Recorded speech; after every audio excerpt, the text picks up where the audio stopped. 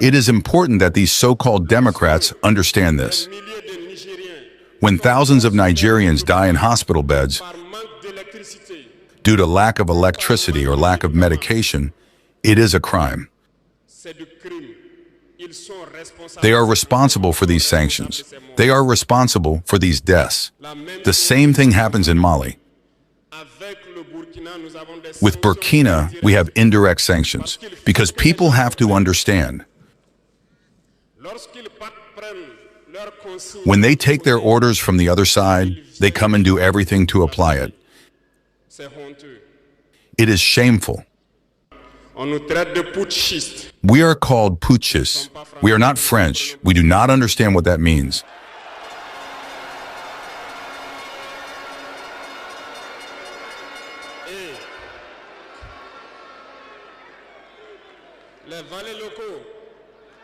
And the local people, who surely do not even understand the profound meaning of the word, also call us putschists. Very well, we appropriate it. Over the years, as far as Burkina Faso is concerned, you may have noticed, all the bodies have been destructured. No more training, nothing left for the army. They imposed in all our major states, all our schools and all our strategic structures, what they called military councils. When we revolted on September 30th, 2022, the first thing was to find out who these military councils were and where they were. So we were able to identify that the evil was deep. And the first thing was to ask them to leave our army.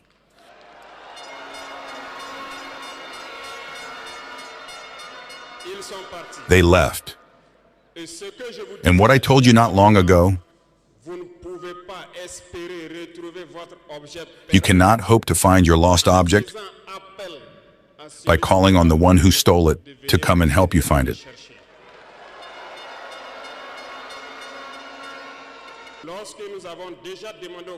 When we asked the military councils to leave, we felt manifestations. We were made to understand that we would not be able to get by without them. And every time they told us, it was translated by attacks on the ground. We received the message well.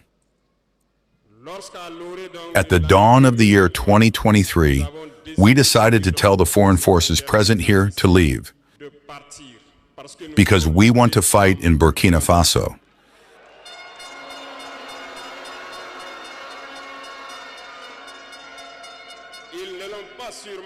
They did not surely appreciate it, but why come and die on our land for us? We prefer to fight ourselves. We ask them to return home. Unfortunately, I tell you here today, as I like to say, colonization has returned. There are slaves of Ceylon who still have not understood. In the meantime, military officers wrote to us and approached us to tell us that it was a very bad decision and that we would not last 2 months. Files were written. We were sent these files to make a strategic analysis of their thoughts.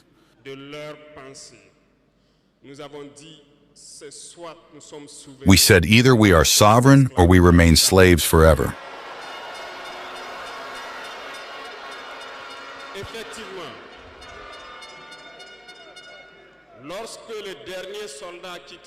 Indeed, when the last soldier left Burkina Faso, we understood what it was about. The attacks followed immediately. Dehao, Timnikov, Partiaga, and so on. But what they had forgotten was that the people of Burkina Faso had understood our message.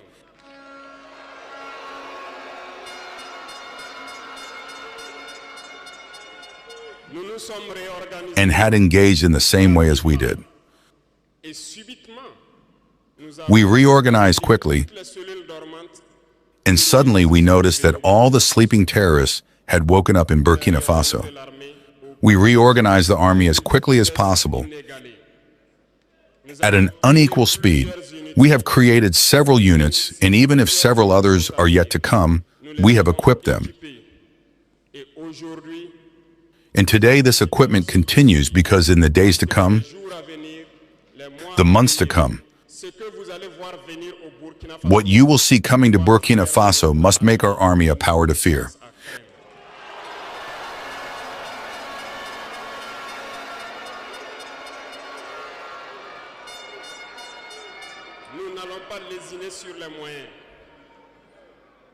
We will not hesitate about the means.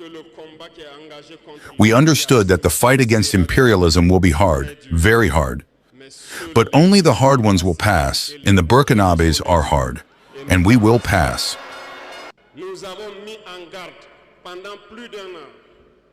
We have put on guard for more than a year the local valets, the slaves of Salon, so that they do not betray their country for the benefit of imperialism. Some have understood and organized themselves. Others have not understood.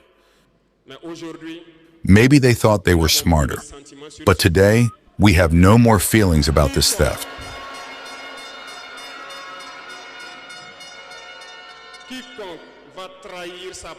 Whoever betrays his country for the benefit of imperialism, he will be treated as such.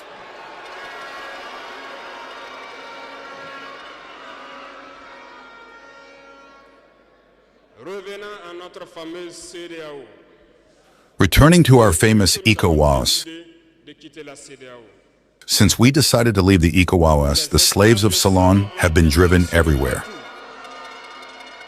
They want to scare the people. They want to scare everyone. God, thank you. In a recent past, there were only a handful of people who had the right to speak. On the TV sets, that's what they said, who were ready for the gospel. Today, with the new technologies, which of course have advantages and disadvantages, everyone has the right to speak. And I think the Yayayes are the first to confirm this.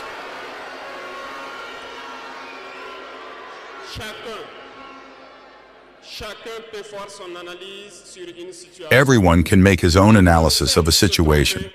We can certainly make mistakes, but when we come to understand, we are open to explain the process. Here we will explain to you why we left the ECOWAS and where we are going.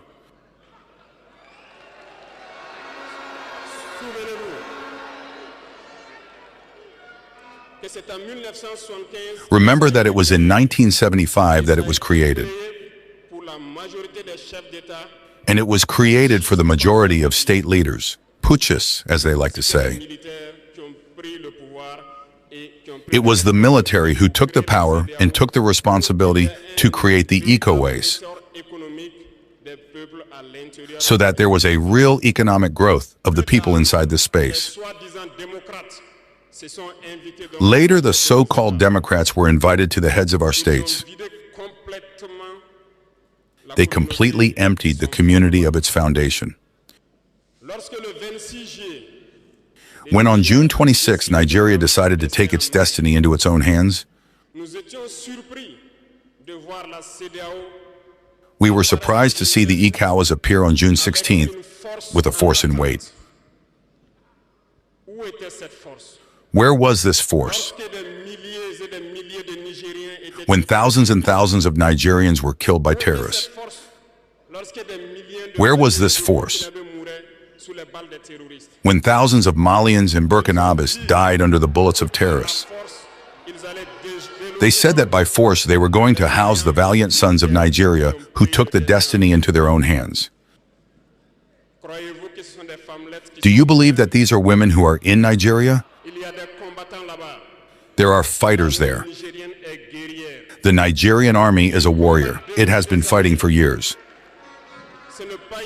It is not a parade army or a peacekeeping army. And the armies of the ECOWAS have decided to unite. We are waiting for this force in weight.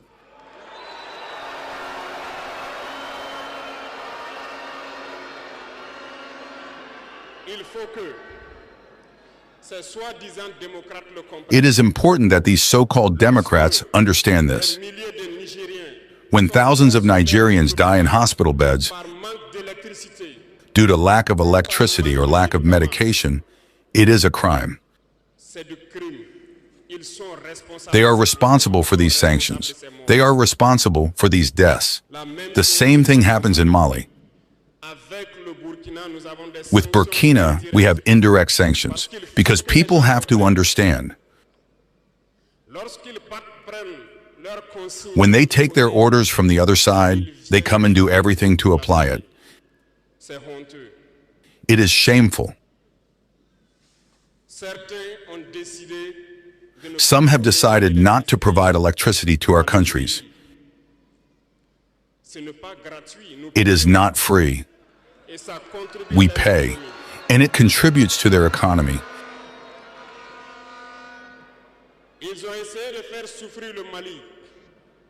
They have tried to make Mali suffer. And of course, by ignoring all the texts and not providing electricity to Mali, hoping that the population would revolt. It does not work. When it lasted, some were forced to make their own people pay by increasing the cost of electricity. It will increase again.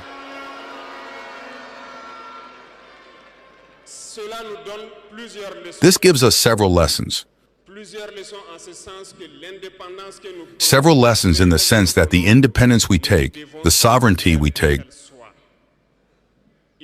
we must do everything for it to be. They have given us very good lessons, and we have understood very well.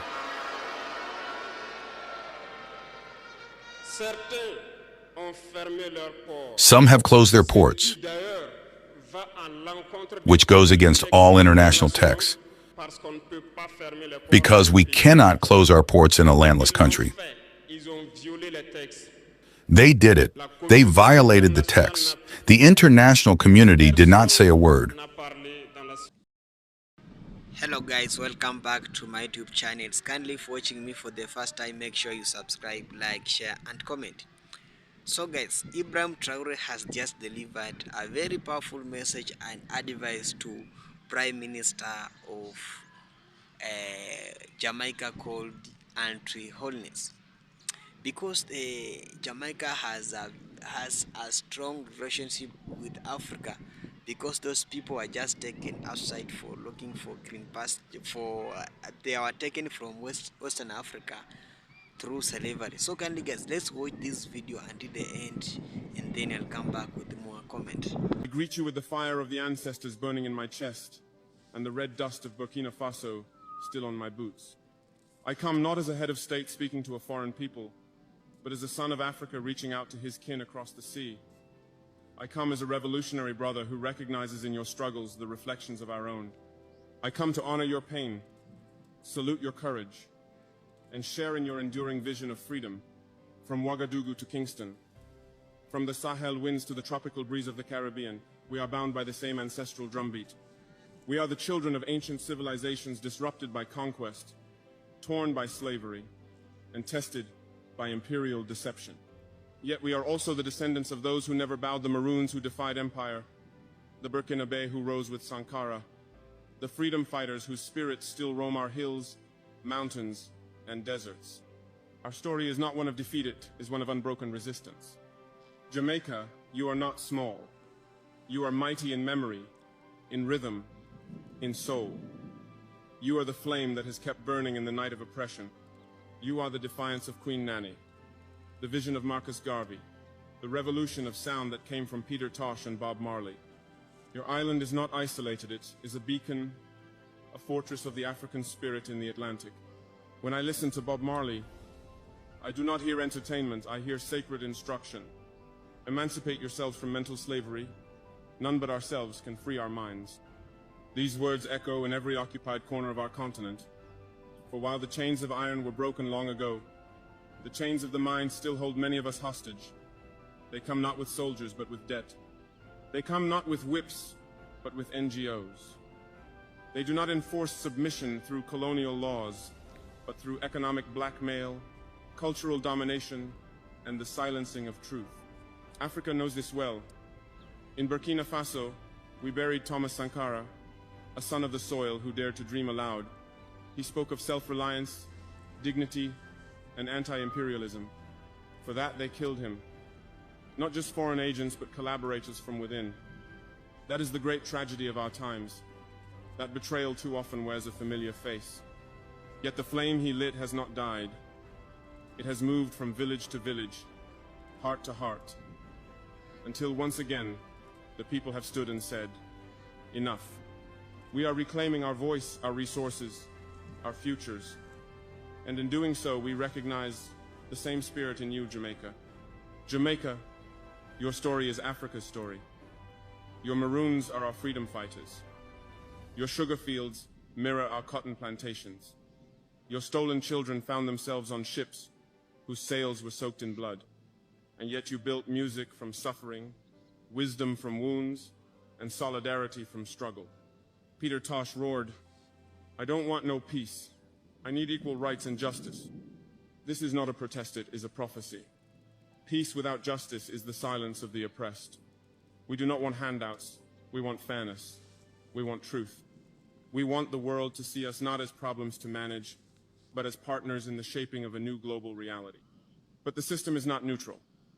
The West did not become powerful through diplomacy alone. It gained its wealth from stolen labor, looted resources, and conquered minds.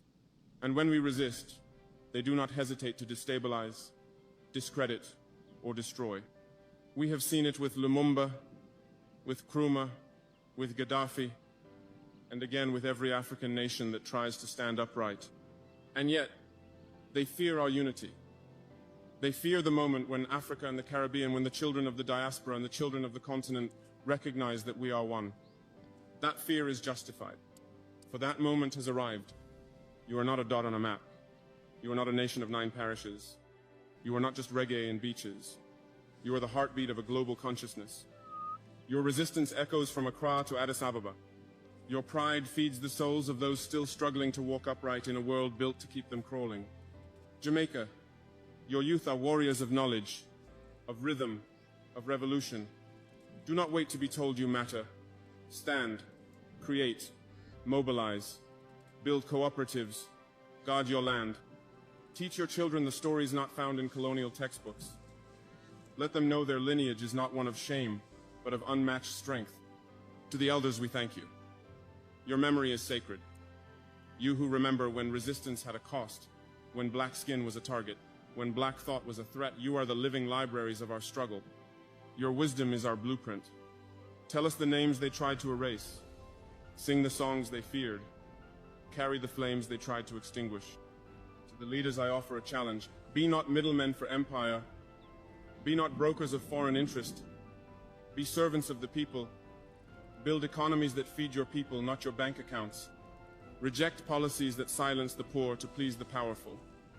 Know that history will remember, and it will judge. To the artists, the poets, the musicians, be prophets.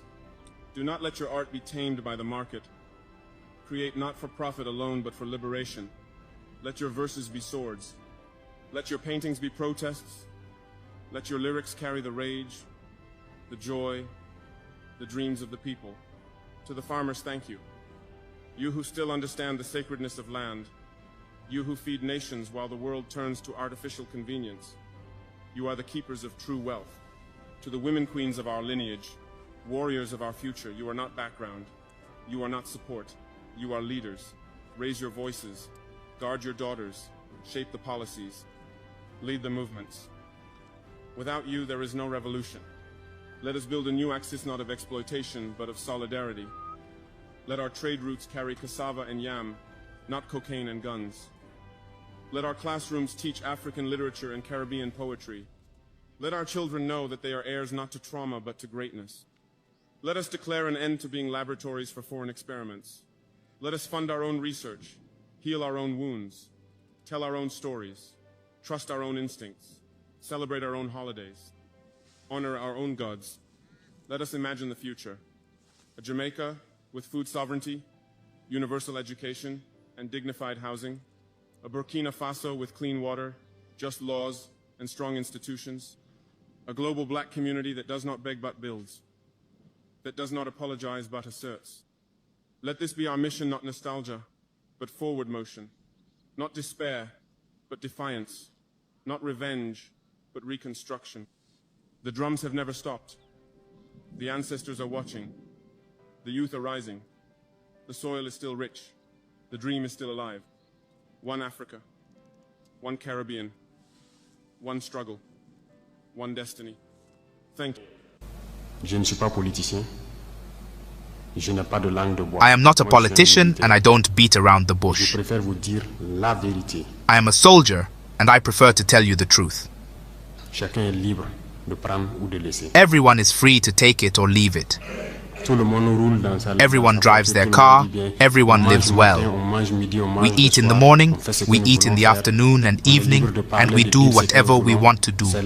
We are free to speak, to say what we want. This is democracy. This is the law. That's all. That's all we know in Ouagadougou. But go and see them, the children who are skin and bones. Go see those who are starving. Go see those women who can no longer breastfeed because they have nothing left in their breasts. Go see them. Let's not pretend. If our journalists don't have the courage to go out in the field and bring back these images, it's because we want to whitewash Burkina's image.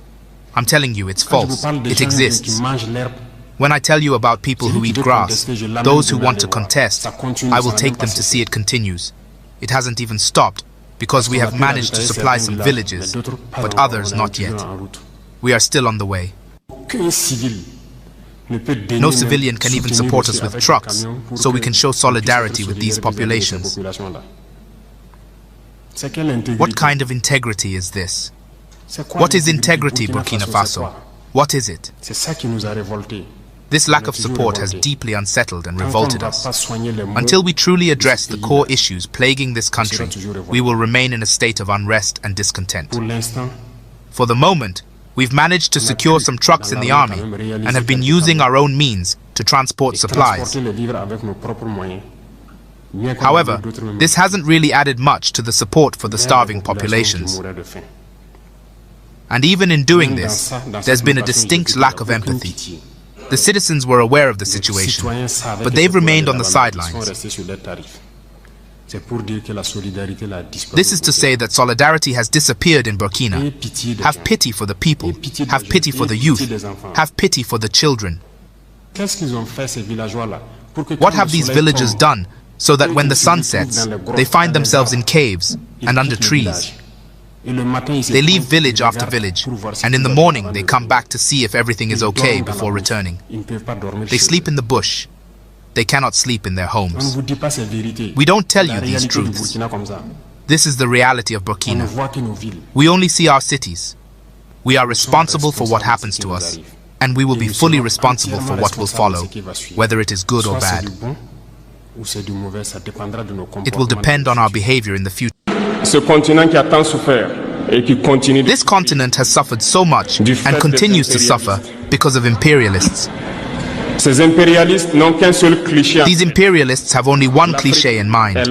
Africa is the empire of slaves. This is how they see Africa.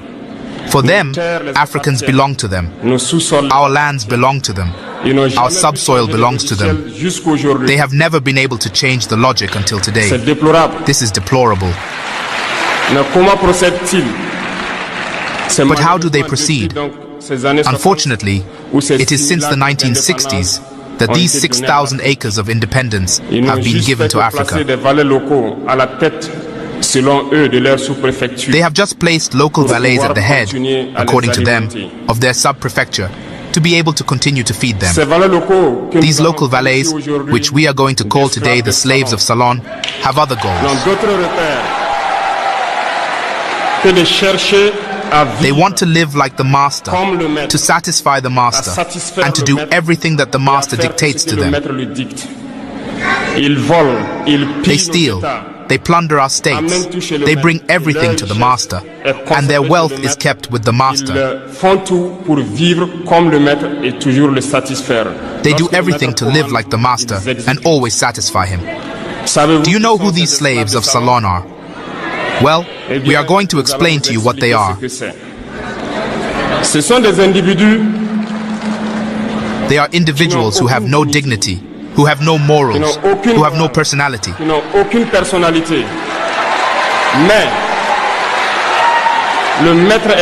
But the master slave has always known how to identify these individuals. They are always ready to betray their brother to satisfy the master.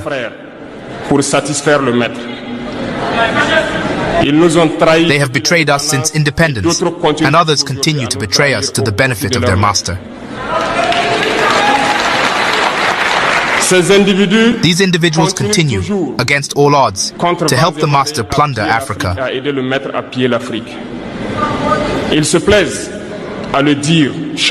They like to say it every year. In their economic polls, Burkina is the poorest country, Mali is the poorest country, Niger is the poorest country.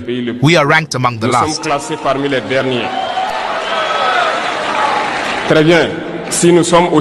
Very well, if we are as poor as they say. But when the time has come to take responsibility, we have asked this master to leave the place. Why don't they want to leave?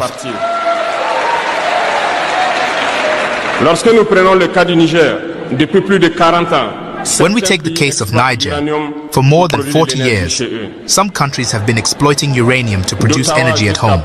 From Ottawa to Paris, the streets are illuminated. It is the light. But in Niger, it is the darkness that has served us.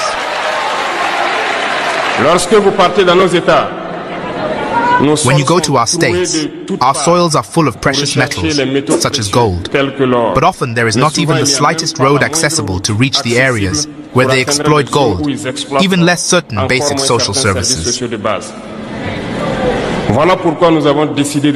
This is why we have decided to revolt and take the fate of our countries into our own hands. There are many other examples, but when we decided so, we were approached by some saloon slaves to pass on the message of their master.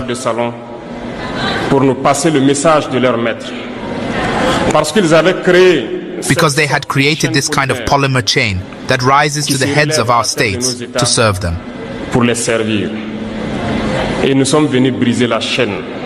And we came to break the chain. And it is inconceivable for them. They approached us and asked us to enter the ranks to make the elite leave that must lead Africa.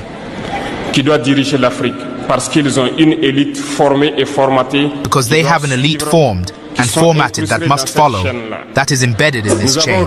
We refused to enter their ranks. And then the hostilities began.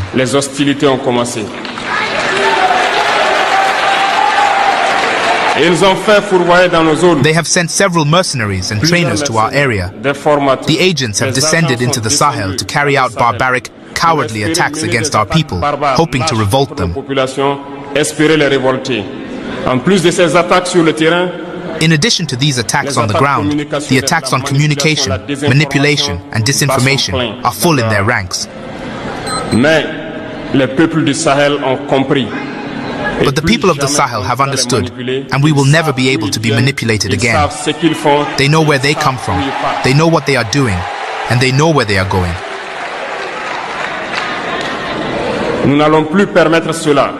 We will no longer allow this. People are awake, and people are fighting today, not for ourselves, but for future generations. 400 years plus. 400 years plus. Just let that sink in. How our ancestors were tortured, battered, bruised, sexually assaulted, hanged, lynched,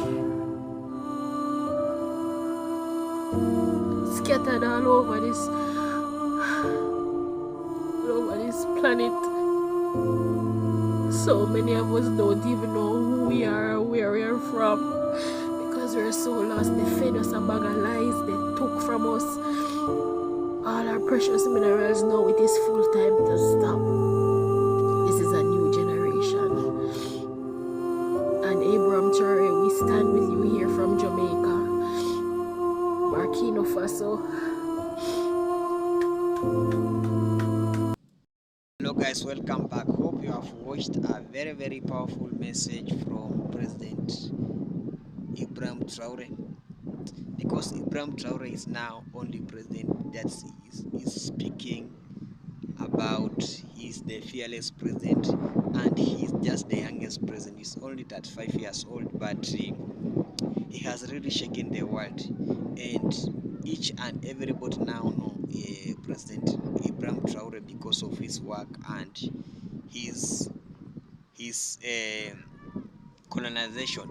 Because now Ibrahim Traore is the most loved president, and he don't want to see any black people suffering outside there. He don't want to see any assassination of African people.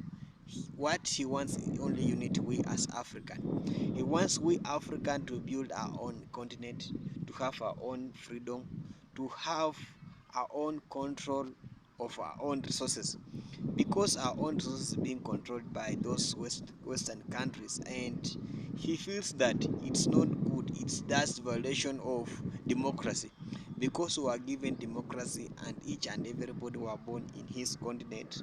So he must remain to his content of country, because we Africa, we are the largest manufacturers of natural resources, because a lot of natural resources is from Africa, and this colonization has come out in our country and being using our resources to benefiting us, benefiting themselves, and this process is not helping the people of Africa. And that's why the message is very clear that we Africa, we Jamaica, we can unite it, because one of the things that Jamaica is fighting for is the colonialism, because colonialism is really affecting the Jamaicans, for my brothers Jamaican, because I cannot, when I see Jamaica suffering, I'm also part of them, because those people are just they are my brothers and sisters. They was just taken from here African and taken as a slavery. So when they suffer, I'm part of those suffering. And that's why Ibrahim Traore has come out and advised Jamaican DM and Holness. Because of what? Because most of people saw that maybe liberation is impossible. But Ibrahim Traore has just shows that liberation is really, and it can really work. Because now France is not controlling Burkina Faso, and that suit also followed by the Mali and Niger. Mali and Niger followed that suit of Burkina Faso by chasing away those troops. That was not a coup, but it was a liberation. And once Dr. Nkana told us that must be supported by any means, because we cannot see our brothers is really, because we cannot see our brothers really suffering outside there, and ours is enjoying. So Ibrahim Traore sees that it's good to share this message to Prime Minister uh, of Jamaica, because he said that stop being pupil to these people, because Jamaica PM is just a pupil to this west country, and most of people don't like. When you ask Jamaicans, Jamaicans really love Ibrahim Traore for now, because of what? Because of the work he is doing in Burkina Faso, and he has shown that, and that's made a lot of those west country wanted to assassinate him. And the goodness of that things that all united people, all black people united, came together and sending a warning to those west countries that don't dare to assassinate Ibrahim Traore. When you touch Ibrahim Traore, you touch us. And that's a message that was sent during on that April. That attempt failed. They wanted to assassinate me, because what Ibrahim Traore is doing is not maybe a coup. People most love Ibrahim Traore, really. He is in the heart of people, and that love he just wanted to transfer to Jamaica, so that to learn from him that liberation is possible and change is possible. And because we have seen a lot of maybe those colonialism just colonizing Jamaica, really people suffering outside there. Because Jamaica, most of people are living outside. Approximately 3 million are living outside. That is not good thing. We must build our own country. Let's have our own currency. Let our people stay in our country, because we have not have a approximately 2.8 million people living in our country, and the population of Jamaica is less than 6 million. That shows that most of people are living outside and they are really suffering outside there. And that is a message that Ibrahim Traore has just delivered to the people of Jamaica, that you guys, we can have we can sit down, we can set about, we can have that energy, we can build our own energy. Let's have climate change here, because those people normally came with maybe the climate change which is not they are just benefiting them. And that message was very clear and was just accepted. I pray that Jamaica also accept this, because as I finish, these people, when they dare to touch Ibrahim Traore, I told you that they have touched a live wire. This time round, we cannot because they killed Thomas Angara. We kept quiet. They killed Patros Lumumba, Kwame Nkrumah. We just kept quiet. But this time, when just touch Ibrahim Traore, they would just touch a live wire. And that's why people now are together. We are together fighting for our rights, because Ibrahim Traore is fighting for our rights, because these people normally using us. So we can use our resources to develop our country.